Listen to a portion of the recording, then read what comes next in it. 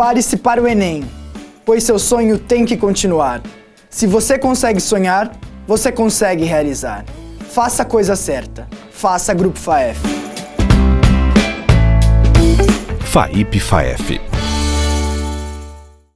Olá, sou o professor Leite e estarei trabalhando com vocês a disciplina de matemática por meio de 6 questões comentadas de edições passadas do Enem. Então vamos à resolução da questão número 1. Segundo o Instituto Brasileiro de Geografia e Estatística, IBGE, produtos sazonais são aqueles que apresentam ciclos bem definidos de produção, consumo e preço. Resumidamente, existem épocas do ano em que a sua disponibilidade nos mercados varejistas, ora é escassa, com preços elevados, ora é abundante, com preços mais baixos, o que ocorre no mês de produção máxima da safra. A partir de uma série histórica, observou-se que o preço P em reais do quilograma de certo produto sazonal pode ser descrito pela função P de x igual a 8 mais 5 cosseno de πx menos π, tudo isso sobre 6, onde x representa um mês do ano, sendo x igual a 1 associado ao mês de janeiro, x igual a 2 ao mês de fevereiro e assim sucessivamente, até 12, associado ao mês de dezembro. Na safra, o mês de produção máxima desse produto é... Bom, pessoal, como ele quer um mês de produção máxima, isso vai acontecer pelo enunciado, tá? Quando o preço for o menor possível, beleza? Então dá uma olhada na função que representa o preço aqui pra gente, ó. Então, ó, P de x é igual a 8 mais 5 vezes cosseno deste ângulo. Tudo isso aqui vai representar um ângulo, beleza? O que a gente tem que pensar? A gente tem que atingir o menor preço possível, tá? As coisas que a gente vai ter que lembrar de algumas coisinhas aqui. Por exemplo, ó, o menor cosseno possível é quando ele vale menos 1, certo? Porque cosseno, vamos lembrar, pessoal, ele varia de menos 1 até 1, certo? Então, ó, como eu quero o menor preço, eu vou ter que utilizar o menor cosseno, tá? Então, ó, o cosseno de todo este ângulo aqui, ó, πx menos π sobre 6 tem que ser igual a menos 1, certo? E como que a gente vai encontrar o valor de x agora? Bom, o que a gente tem que lembrar também? Outra coisa muito importante é lembrar quando o cosseno dá menos 1. E aí você tem que ir lá no ciclo trigonométrico e lembrar que cosseno sendo menos 1 é o 180, certo? 180 em radianos é o π. Então, ó, todo este ângulo aqui tem que ser igual a π. Então é isso que a gente vai fazer, uma nova equação. Então, ó, πx menos π sobre 6 tem que ser igual a π. Beleza? Agora, ó, facinho. 6 está dividindo, ele vai passar multiplicando. Então, ó, πx menos π tem que ser igual a 6π. Certo? O π aqui está negativo, eu vou passar para lá positivo. Então vai ficar 6π mais π. Então, ó, πx é igual a 6π mais π. Beleza? Então, ó, πx, isso aqui vai ser igual a 7π. Beleza? Ó, tem π dos dois lados, o que eu faço? Corta aqui, corta aqui. Então, x igual a 7. X igual a 7. O que o x representava mesmo? Os meses. Se 1 representa janeiro, 2 representa fevereiro, 3 março, 4 abril, 5 maio, 6 junho, 7 julho. Alternativa D de dado. Beleza, pessoal? Bom, além disso, o que é importante ressaltar aqui, tá? Fiquem ligados, porque vem caindo demais funções trigonométricas nesses últimos Enem, tá? Não é mais somente interpretação, tá? O que vocês precisam saber de importante? Peguem função seno, função cosseno, tá? E lembrem dessa variação que eu falei. Tanto a seno quanto a cosseno vão variar de menos 1 até 1, beleza? Bom, vamos para a segunda questão. Em regiões agrícolas, é comum a presença de silos para armazenamento e secagem da produção de grãos, no formato de um cilindro reto, sobreposto por um cone, e dimensões indicadas na figura. O silo fica cheio e o transporte dos grãos é feito em caminhões de carga, cuja capacidade é de 20 metros cúbicos. Uma região possui um silo cheio e apenas um caminhão para transportar os grãos para a usina de beneficiamento. Utilize 3 como aproximação para π. O número mínimo de viagens que o caminhão precisará fazer para transportar todo o volume de grãos armazenados no silo é... Vamos resolver a questão. Bom, pessoal, é o seguinte essa questão, tá? Tomem bastante cuidado com a imagem, porque a imagem, ela está mostrando 3 silos, certo? E na questão ele está falando que tem um silo cheio só, beleza? Então tomem cuidado primeiramente com isso, tá? Volume é uma coisa bem recorrente no Enem. Então, ó, vamos lembrar como é que a gente calcula os principais volumes primeiro, beleza? Bom, os principais volumes de sólidos, tá? São calculados por área da base vezes altura, tá? Tudo que tiver bico, como o cone e a pirâmide, a gente vai dividir por 3, beleza? Então, ó, eu tenho até uma dancinha aqui para vocês. Então, ó, lembra isso, ó, área da base vezes altura. Tudo que tem bico, reza 1/3. Reza 1/3 significa dividir por 3. Beleza? Então divide por 3. E o que vai diferir disso? A esfera, tá? A esfera é o que difere, tudo bem? A esfera eu vou deixar anotado no cantinho aqui para vocês, ó. Volume da esfera, ó. Volume da esfera é 4/3 de πr ao cubo. Beleza? É o único que vai se diferenciar destes normais aqui, beleza? O resto, então, área da base vezes altura. Tem bico, divide por 3. Quem que tem bico? Pirâmide e cone. Um exemplo que tem aqui. Beleza? Então, ó, olha o que ele fala. Que o volume do silo, ele vai ser igual ao volume do cone mais o volume do cilindro. Certo? Porque o silo é formado por um cone e por um cilindro. Beleza? Então, ó, volume do silo, volume do cone. Como tem bico, eu vou dividir por 3. Então, vou falar que é área da base vezes altura dividido por 3. Mais volume do cilindro, área da base vezes a altura do cilindro. Beleza? Bom, área da base, a base dos dois, repara, é um círculo. Como é que a gente calcula a área de círculo? πr ao quadrado. Então, ó, volume do silo vai ser, ó, πr ao quadrado vezes h sobre 3. Mais, ó, πr ao quadrado vezes h. Beleza? Bom, vamos lá, vamos substituir as coisinhas agora. O π ele pediu para trocar por 3. Então, eu vou trocar o π por 3. Então, ó, volume do silo vai ser igual a 3 vezes raio. Dá uma olhada no raio aqui, mas eu estou trabalhando com o cone. Mas presta atenção, pessoal, essa base ou esse círculo é igual a este círculo de baixo. Então, o raio também aqui vai ser 3. Então, ó, raio 3, então 3 ao quadrado, vezes h. A altura é a altura do cone, ó, 3. Então, 3 também. Tudo isso dividido por 3, certo? Mais 3 vezes, agora do cilindro, dá uma olhada aqui, ó. Também é um círculo, o raio mede 3, então 3 vezes 3 ao quadrado. Vezes a altura, ó, a altura é 12. Beleza? Então, ó, volume do silo vai ser o quê, pessoal? Esse 3 eu vou simplificar com esse 3, tá? 3 ao quadrado vezes 3, 3 ao quadrado, 9. 9 vezes 3, 27. Mais, agora, ó, 3 vezes 3 ao quadrado. 3 ao quadrado, 9, ok? 9. Então, vai ficar 3 vezes 9, 27. 27 vezes 12. 27 vezes 12, meus queridos, vem aqui no cantinho, ó. Faz rapidinho para não errar, certo? Faz rapidinho para não errar. 2 vezes 7, 14. Vai 1, 54. Então, 54. Então, vai ficar 0, 7, 2.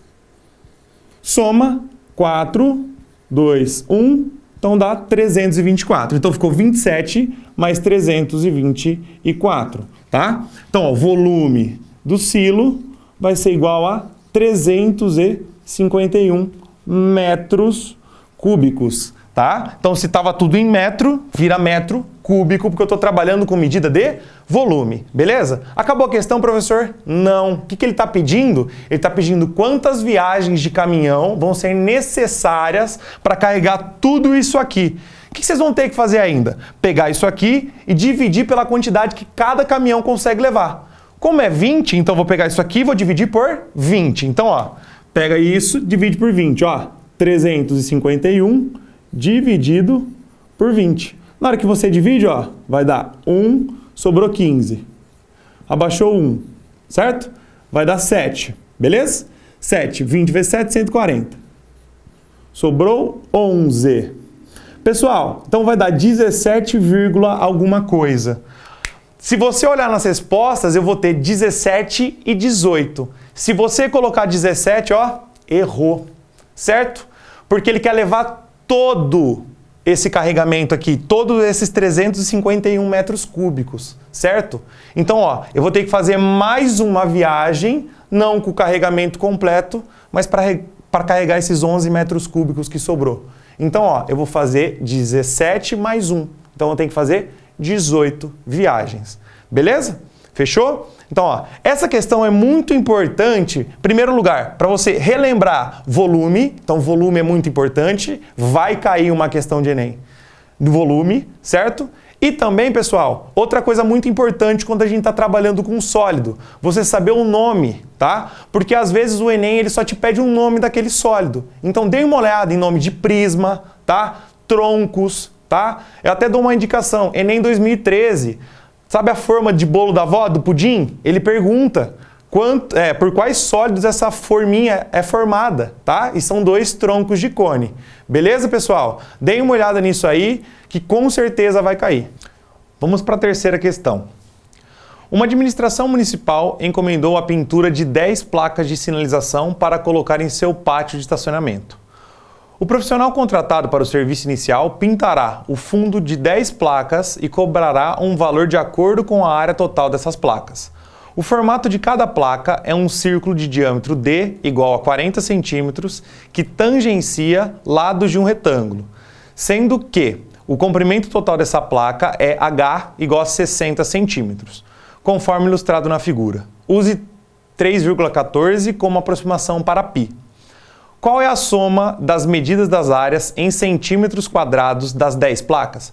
Vamos à resolução da questão. Bom, pessoal, o que é importante aqui? Você saber separar, tá? Em figuras planas que você sabe calcular a área. Então, ó, dá uma olhadinha aqui.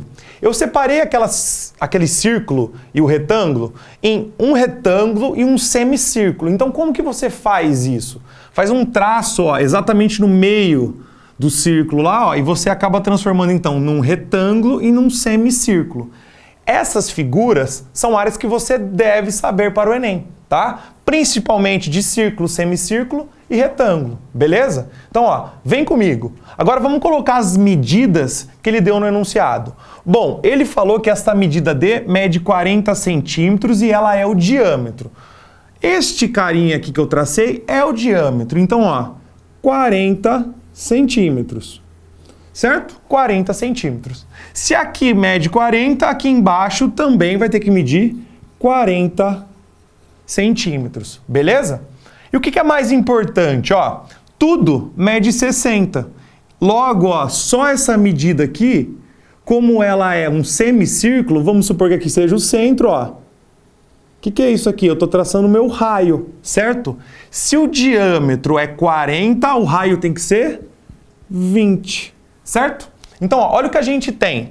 Daqui até aqui em cima, 60. Se eu tenho 20 aqui, ó, quanto que me sobra para cá? 40. Então, ó, aqui eu tenho uma medida de 40. Tudo bem? Centímetros também.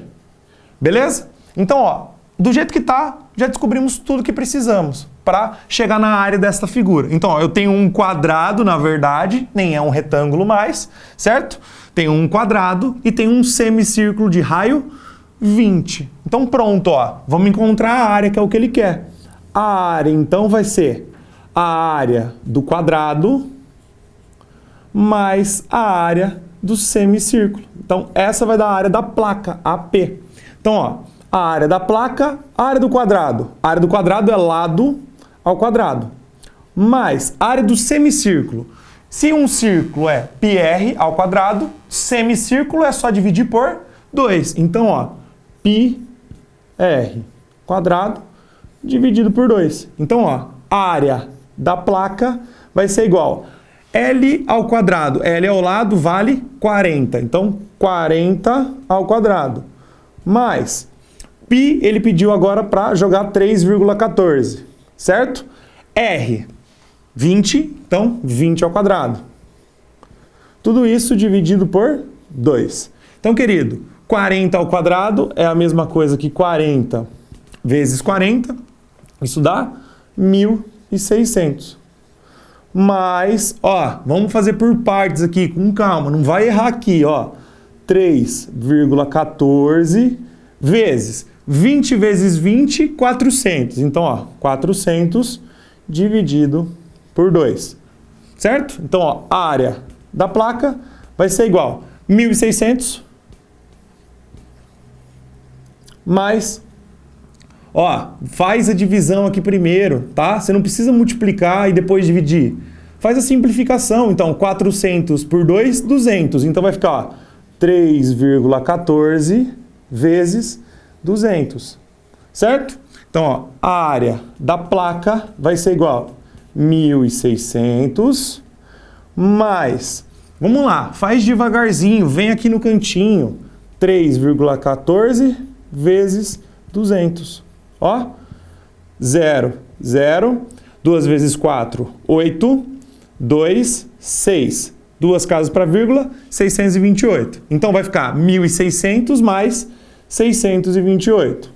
Quando você soma tudo, você vai chegar em 2.228 centímetros, ó, quadrados, porque é a área, certo? E aí você vai olhar para as alternativas. Na hora que você olha para as alternativas, não tem.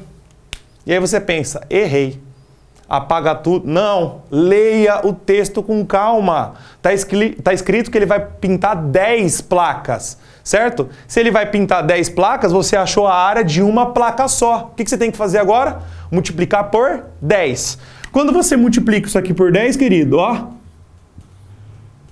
22.280 centímetros quadrados. Alternativa B de bola. Beleza? Bom, além disso, além dessas áreas que eu falei que são importantes, que é a do círculo, a do quadrado, a do retângulo, quando cai, tá? Quando o Enem quer dificultar muito, vai cair a área do triângulo equilátero. E você não pode esquecer. Tem uma formulinha específica para ela, certo? Não é base vezes altura dividido por 2. A fórmula específica do triângulo equilátero é essa daqui, querido. Área do triângulo equilátero. Então anota aí, ó, do triângulo equilátero, tá? L quadrado, raiz de 3 sobre 4. Então, quando o Enem quer dificultar, ele vai colocar esta área aqui, beleza? E se de repente você tiver um dia muito ruim, ele vai colocar um hexágono. Professor, e aí como é que faz um hexágono? Um hexágono, na hora que você divide ele, certo? Você acaba tendo 6 triângulos equiláteros. Um hexágono regular, quando você divide ele lá no meio, você tem 6 triângulos equiláteros. Triângulo equilátero você sabe calcular. Se você tem 6, é só você multiplicar por 6. Beleza? Então, essas são as dicas sobre área. Vamos para a quarta questão. Durante uma aula de matemática, o professor sugere aos alunos que seja fixado um sistema de coordenadas cartesianas, xy, e representa na lousa a descrição de 5 conjuntos algébricos, o 1, o 2, o 3, o 4 e o 5. Como se segue? Número 1.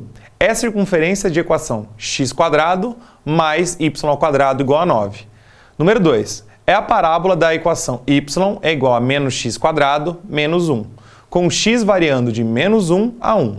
3. É o quadrado formado pelos vértices menos 2, 1, menos 1, 1, menos 1, 2 e menos 2, 2. 4. É o quadrado formado pelos vértices 1, 1, 2, 1, 2, 2 e 1, 2. 5 é o ponto 0, 0. A seguir, o professor representa corretamente os 5 conjuntos sobre uma mesma malha quadriculada, composta de quadrados, com lados medindo 1 unidade de comprimento cada, obtendo uma figura. Qual destas figuras foi desenhada pelo professor? Vamos resolver a questão. Bom, pessoal, aqui a gente vai ter que ir um por um, tá? Para a gente poder colocar o desenho no nosso plano cartesiano, beleza? Vamos aqui no primeiro, ó. Equação de circunferência. Tem caído bastante no Enem, tá? Essa questão aqui é de 2013, mas ano passado ou retrasado caiu uma outra também de equação de circunferência. Então, ó, anda caindo bastante, beleza? Então, preste bem atenção no que eu vou falar. Olha só, aqui a gente tem uma equação bem simples de circunferência, tá? Qual que é o formato normal dela? Este aqui. Então, ó, é x menos x0 ao quadrado mais y menos y0 ao quadrado igual a r ao quadrado. O que significa x0 e y0? São as coordenadas do centro da minha circunferência. Fechou? Então, coordenadas do centro. Então, toda equação que tiver nesse formato aqui, ela vai ser uma circunferência, onde este cara e este cara, se existirem, vão ser o centro. Por que eu falo se existirem? Porque, ó, nesse caso, você vai falar, não existe, não tem. Claro que tem. Está escondido. Quando está escondido, significa, ó, quem que eu subtraio que não precisa aparecer? O zero. Quem eu subtraio que não precisa aparecer? O zero. Então, o que significa, pessoal? Que o centro desta circunferência aqui é o ponto 0, 0. Beleza? Então, o centro dessa circunferência é o ponto 0, 0. Beleza, fechado, legal. E agora, o que eu faço com o raio, professor? Porque eu preciso do raio. Eu tenho o centro, eu preciso do raio para eu poder traçar a minha circunferência. Queridos, dá uma olhada aqui na fórmula geral, ó. Quando eu tenho o símbolo de igual, aqui vem o r ao quadrado, certo? Ó, dá uma olhada aqui. R ao quadrado igual a 9. Então, ó, faz a continha, facinho, ó, r quadrado igual a 9. Como o raio tem que ser positivo, falo que a raiz de 9 tem que ser 3, beleza? Não precisa colocar o mais ou menos aqui não, porque raio é positivo, beleza? Então, o que significa que o raio da circunferência é 3. Então, ó, o professor ele abriu o compasso aqui no centro do plano cartesiano, que é o ponto 0, 0, até o 3 e, ó, traçou a circunferência. Beleza? Se você olhar para as alternativas, você já exclui a letra A e a letra B. Certo? Excluiu letra A e letra B. Sobrou C, D e E. Fechou? Me acompanha aqui, ó. Vem para número 2. Isso aqui, ó, é uma função do segundo grau, certo? Uma função do segundo grau. O que vocês devem analisar no primeiro momento, queridos? Vocês devem analisar isso aqui. Este sinal vai dizer sobre a concavidade da parábola, certo? Se ela é voltada para cima ou para baixo. O que é isso, professor? Ó, isso aqui é uma parábola e isso é uma parábola. Concavidade voltada para cima, concavidade voltada para baixo, beleza? Se esse sinal do x aqui, ó, quadrado for positivo, concavidade voltada para cima. Se for negativo, concavidade voltada para baixo, beleza? O que sobra para você, então, lá nas alternativas? Alternativa D e alternativa E, beleza? Por quê? Porque ó, o sinal é negativo. Então, sempre trabalha com as alternativas. E o que mais? Tem mais um porém aqui que é importante lembrar. Se vocês derem uma olhada, a alternativa D e a alternativa E diferem numa coisa. No ponto onde o gráfico cruza o eixo Y. Lembra que esse cara aqui é o eixo Y. Então, o que eu faço? O que acontece para o gráfico cruzar o eixo Y? Significa que o x é 0, certo? Então, ó, quando o x for 0, o gráfico cruza o eixo Y. Então, o que eu faço? O que eu faço, pessoal? Substituo o x por 0. Então, ó, vou vir aqui embaixo, ó. Y igual a menos x quadrado menos 1. Substituo esse cara por 0, ó. Então, vai ficar menos 0 ao quadrado menos 1. Eu vou ter que o y é igual a menos 1. Então, o que significa? Que essa parábola tem concavidade para baixo, certo? E passa no ponto 0 e menos 1. Ó, o ponto 0 e menos 1 está aqui. significa que minha parábola ela vai passar por aqui. Tudo bem? Beleza? Certo? É um esbocinho aí para a gente descobrir, ok? Bom, e agora ó, ficaram os mais fáceis. É só a gente olhar para o gráfico e marcar. Ó, o 5, ponto 00. Quem que é o ponto 00? Este aqui, ó, 00. A gente fala que é a origem do sistema, tá? Do plano cartesiano. E agora, ó, ele quer um quadrado com esses vértices. Então, ó, menos 2 e 1. Lembrando, sempre que tiver notação de ponto, primeiro vem o x, depois o y. Então, menos 2 para x, 1 para y. Menos 2 e 1. Tá aqui. Legal, beleza. Menos 1 e 1. Menos 1 e 1. Tá aqui, legal. Depois, ó, menos 1 e 2. Menos 1 e 2. Tá aqui, legal. Depois, ó, menos 2 e 2. Opa, tá aqui. O que eu formo aqui? Ó, quadradinho. Certo? E agora, ó, vem pro de baixo. 1 e 1. 1 para x, 1 para y. Agora, ó, 2 e 1. Então, 2 para x, 1 para y. 2 e 2. 2 e 2, subir. Agora, ó, 1 e 2. Então, 1 para x, 2 para y. Formei o meu outro quadradinho. Se vocês derem uma olhada aí, ó, alternativa E, beleza? Então, ó, o que fica de mais importante? Estudem, então, equação de circunferência. Deem uma olhada nesses sinais da parábola, quando for uma função do segundo grau. E aqui, ó, não pode errar isso aqui.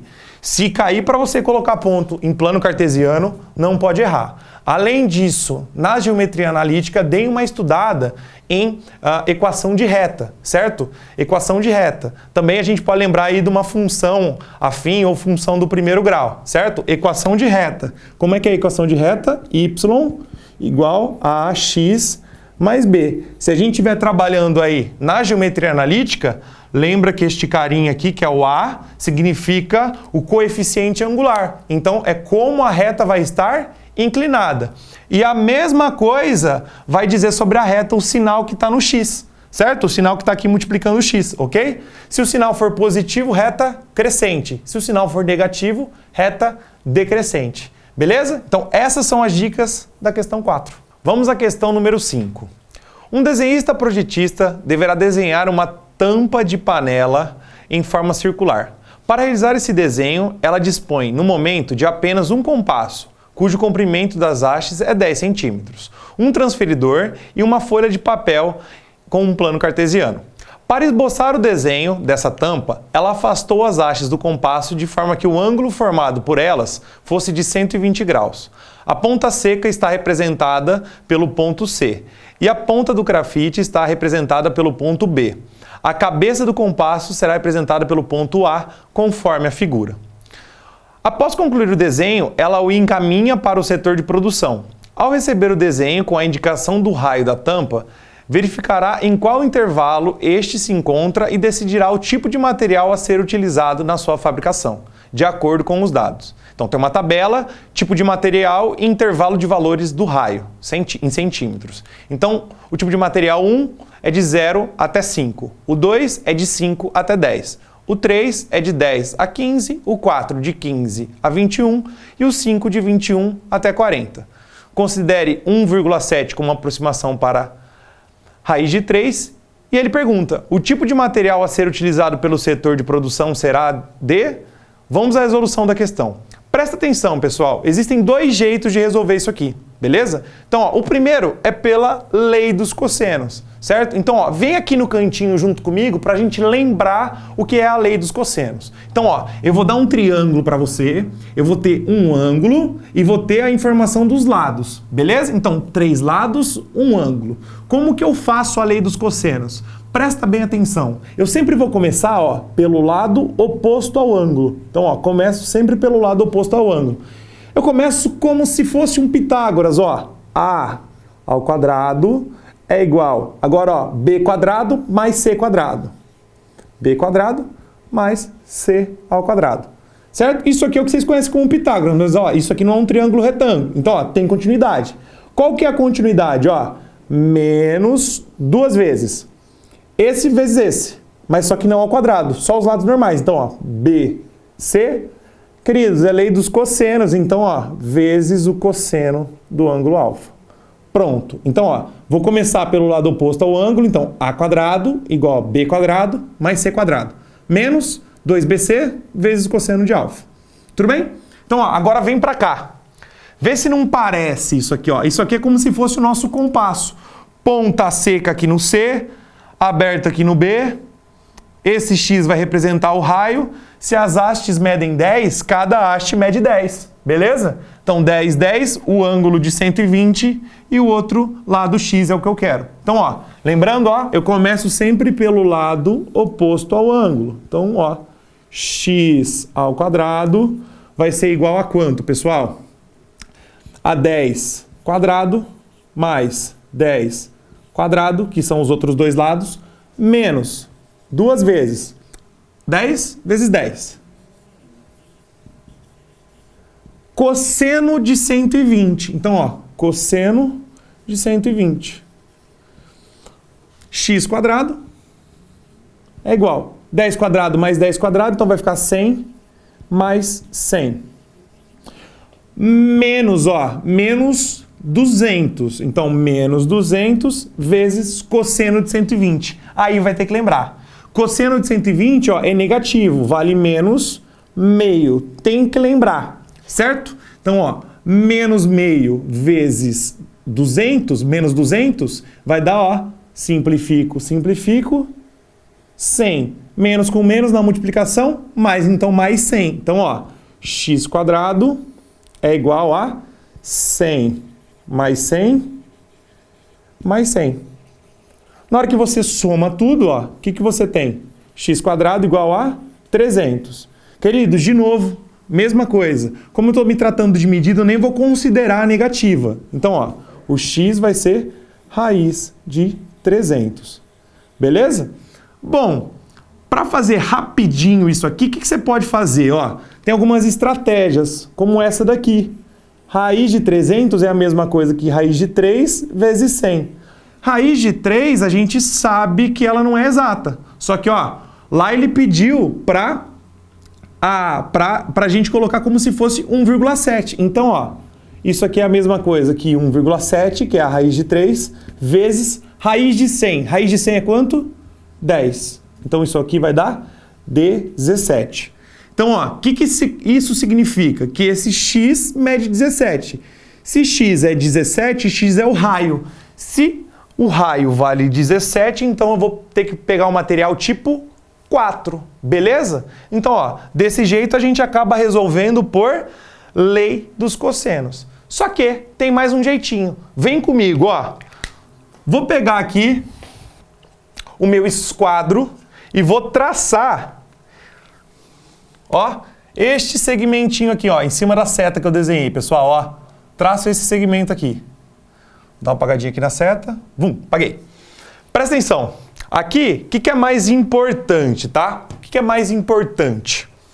Vocês notarem. Eu tenho um triângulo, ó, isósceles. Por que ele é isósceles? Ó, porque ele tem dois lados com a mesma medida. Então, se ele tem dois lados com a mesma medida, por propriedade, os ângulos da base também vão ter a mesma medida, certo? Se eu já tenho 120, para 180 falta 60. Então, ó, esse mais esse vai ter que ser 60. Como eles vão ter que ser iguais, então 30 para cada lado. Certo? Na hora que eu traço isso aqui, na verdade é a altura. Esse segmento é a altura. Então, ó, forma um ângulo de 90, beleza? Se esse ângulo é de 90, ó, eu tenho um triângulo retângulo. 30 é um ângulo notável. Você tem que saber seno, cosseno e tangente. O que você quer? Você quer esse pedacinho aqui, tá? Quanto que ele mede? Galera, tem a propriedade lá do triângulo isósceles. Quando você traça essa altura e o triângulo é isósceles, eu vou dividir a base em partes iguais. Então, ó, se tudo medir x, aqui vai medir x sobre 2. Beleza? Então, ó, vem comigo agora para fechar esse exercício. O que eu quero saber? Eu quero saber, ó, o cateto adjacente. E eu tenho a hipotenusa. Então, ó, vamos lá nas relações trigonométricas. Só Seno é o oposto por hipotenusa. K. Então, ó, cosseno é o adjacente pela hipotenusa. Toa. Então, só com a toa. Então, ó, tangente é o oposto por adjacente. Beleza? Então, ó, só com a toa, essa é a nossa diquinha para relações trigonométricas. Então, ó, o que eu vou usar? Eu quero o adjacente, tenho a hipotenusa e tenho 30. Então, vou usar cosseno. Então, ó, cosseno de 30 vai ser igual cateto adjacente, x sobre 2, sobre a hipotenusa. Hipotenusa, 10. Cosseno 30, tem que lembrar, cosseno de 30, raiz de 3 sobre 2. Isso aqui vai ser igual x sobre 2 por 10.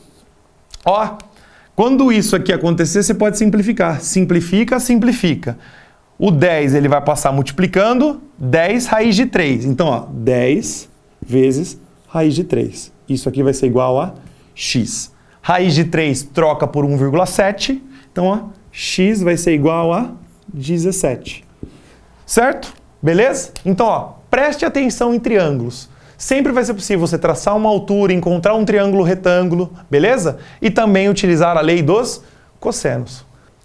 Vamos para a questão número 6.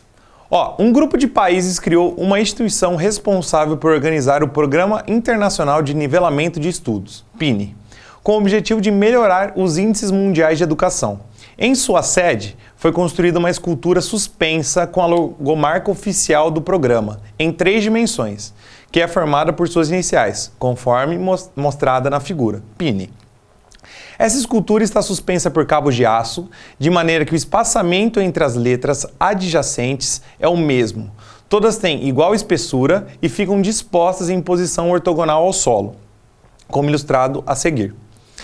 Ao meio-dia, com o sol a pino, as letras que formam essa escultura projetam ortogonalmente sua sombra sobre o solo.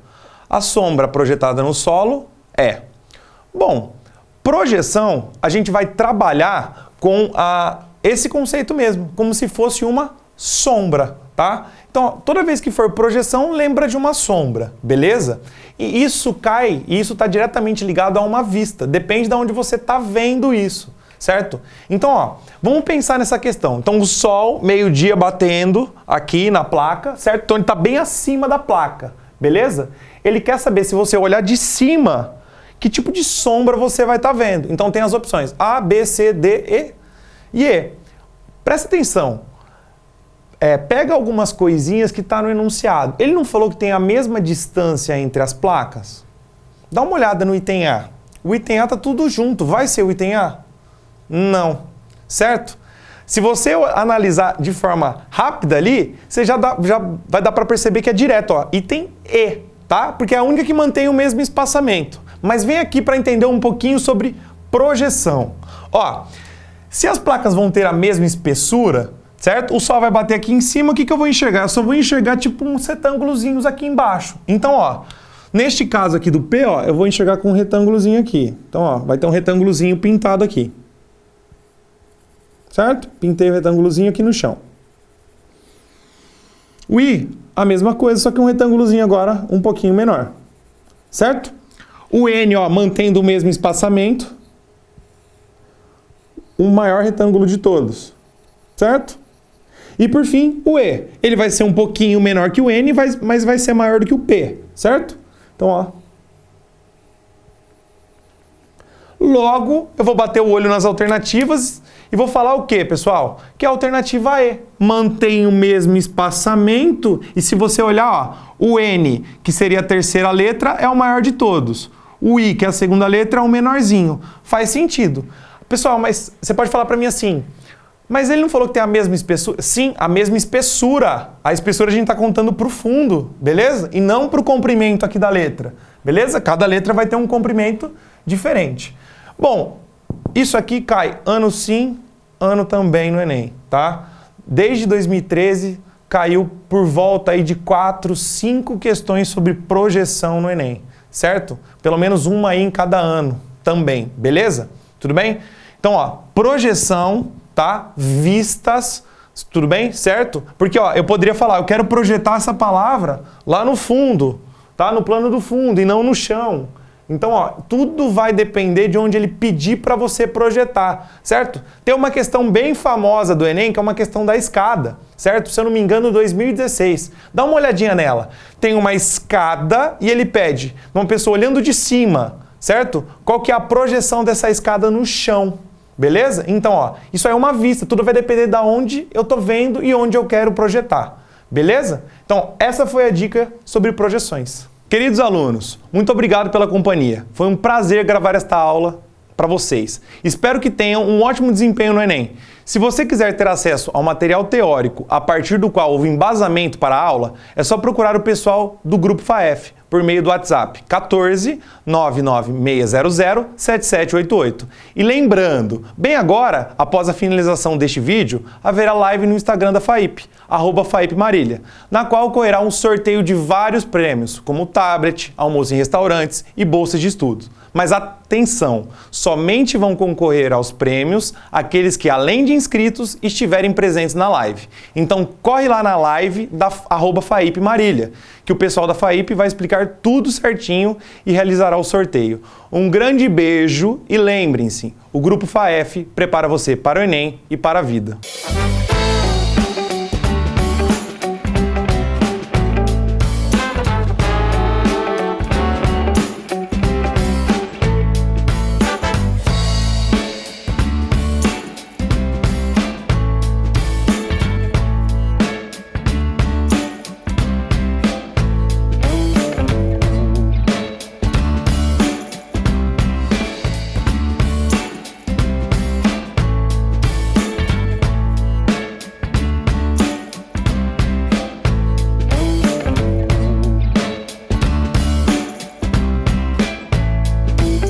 FAIP-FAEF